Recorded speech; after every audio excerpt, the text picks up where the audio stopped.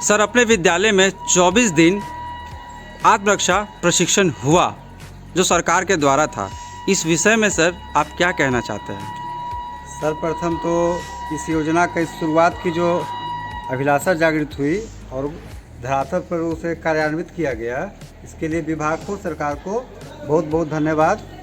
इस योजना से हमारी छात्राओं ने, विशेषकर छात्राओं ने 24 दिनों तक बहुत ही तल्लीनतापूर्वक इस प्रशिक्षण को प्राप्त किया और मैंने उनमें एक देखा जज्बा, एक जोश देखा कि वो अपनी सुरक्षा खुद कर सकें इस प्रशिक्षण के माध्यम से। और आजकल के जो समय में इधर उधर की जो घटनाएं होती हैं, जिसके कारण चाहे अनचाहे आजकल की बेटियां घर से बाहर निकलने में खुद को असुरक्षित महसूस करती हैं, तो निश्चित रूप से इस प्रकार की योजना हमारी बेटियां सशक्त होंगी, अपने आप को सुरक्षित कर पाएंगी, सुरक्षित महसूस कर पाएंगी और समय आने पर अपनी रक्षा के साथ साथ अन्य लोगों की भी रक्षा कर पाएंगी। तो इसका मैं पुनः बहुत ही उच्च कोटि में प्रशंसा करता हूं। और विशेष क्या है, इस तरह की योजनाएं आगे भी आने वाले समय में होते रहे और इसके लिए मैं सरकार का पुनः धन्यवाद करता हूं। सर, क्या नाम है आपका? मेरा नाम राजू कुमार है। धन्यवाद। मैं यहाँ लिपिक के पद पे हूँ और बहुत अच्छा लगा। 24 दिन तक छात्राओं को प्रशिक्षण प्राप्त करते हुए हम अपने कार्य के बाद कभी कभी जाया करते थे प्रशिक्षण स्थल पे, तो देखते थे, बहुत अच्छा लगता था। धन्यवाद सर। हमारी बेटियों को सशक्त होना बहुत आवश्यक है जी। मैम, आप भी एक महिला हैं और महिलाओं को आत्मरक्षा आखिर क्यों ज़रूरी है?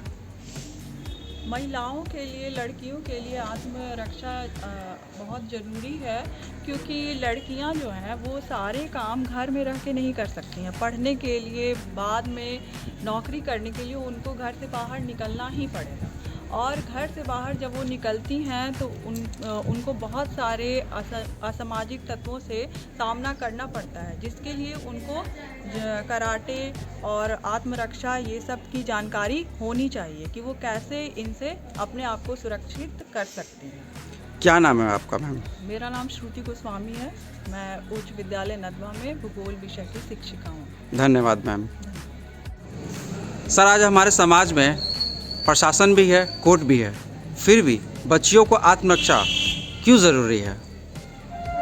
देखिए, प्रशासन है, समाज है, सब कुछ है, लेकिन सामाजिक तौर पर बच्चियों को कमज़ोर समझा गया है और समझा जाता है। जब एक चीज़ दूसरे के हवाले से, कमज़ोरी के हवाले से मशहूर हो गई हो, तो ज़रूरी है कि बच्चियों को उस कमज़ोरी के दायरे से और उस सोच से बाहर निकाला जाए।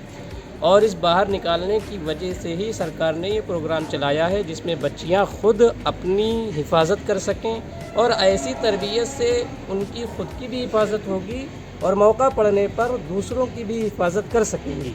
इसलिए कि जब वो खुद सीखी रहेंगी और अपना बचाव करने का हुनर उनके पास होगा, तो वो दूसरों के काम भी आ सकती हैं। और ये बच्चियाँ सिर्फ़ जो तरबियत यहाँ पे हुई है, इसका लाभ और इसका फ़ायदा खुद उन्हीं तक सीमित नहीं रहेगा, बल्कि अपने घर की बच्चियों को, औरतों को अपना ज्ञान प्राप्त कराएंगी, उन्हें तरबियत देंगी, तो उनके अंदर भी सेल्फ अपने आप की हिफाजत का जो है तसव्वुर कायम होगा। इसलिए ज़रूरी है कि बच्चियों को ऐसे प्रोग्राम में शामिल किया जाए और उन्हें ऐसी चीज़ों को ज़रूर सिखाया जाए। क्या नाम है सर आपका? सर, मेरा नाम है गुलाम गौस और उच्च विद्यालय नदवा में मैं उर्दू सब्जेक्ट से उस्ताद हूँ, टीचर हूँ। धन्यवाद सर। सर, 24 दिन आत्मरक्षा जूडो कराटे का प्रशिक्षण हुआ, इस विषय में सर आप क्या कहना चाहते हैं?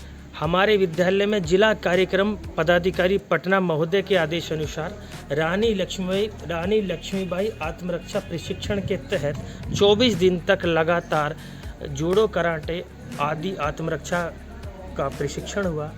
मैंने देखा कि बच्चों में एक उमंग थी, उनके जो भय था, यानी कि जब वो स्कूल आती थी तो कई बार असामाजिक तत्वों से उनको भय रहता था। सीखने के बाद उनके अंदर एक नई तरह की ऊर्जा और जोश कायम हुआ और वो एक कॉन्फिडेंस के साथ आज कहती हैं कि सर, हमें किसी प्रकार का किसी से भी भय नहीं है। और मैं उन बच्चियों से और उनके अभिभावक से भी कहना चाहता हूं कि अपनी शैली को कायम रखें, डरे ना। अगर कोई भी असामाजिक तत्व परेशान करता है तो शैली का प्रयोग करके मुंह तोड़ जवाब दें। किसी प्रकार का कोई डर, भय के से मुक्त होके विद्यालय आए। क्या नाम है सर आपका? सर मेरा नाम अभिषेक शर्मा है। मैं उच्च विद्यालय नदवा में फिजिकल एजुकेशन टीचर हूं और मैं लगातार इस कार्यक्रम की देखरेख में था और मैं सभी विद्यालय, पूरे विद्यालय के सभी शिक्षक और शिक्षिकाओं की तरफ से सरकार का और जिला शिक्षा पदाधिकारी, जिला कार्यक्रम पदाधिकारी महोदय का सबका धन्यवाद देता हूं और सरकार से आग्रह भी करूंगा कि भविष्य में ऐसे कार्यक्रम अगर हों तो हमारे विद्यालय में ज़रूर आवंटित किए जाएं। पुनः पूरे विद्यालय की तरफ से सभी का धन्यवाद। धन्यवाद सर।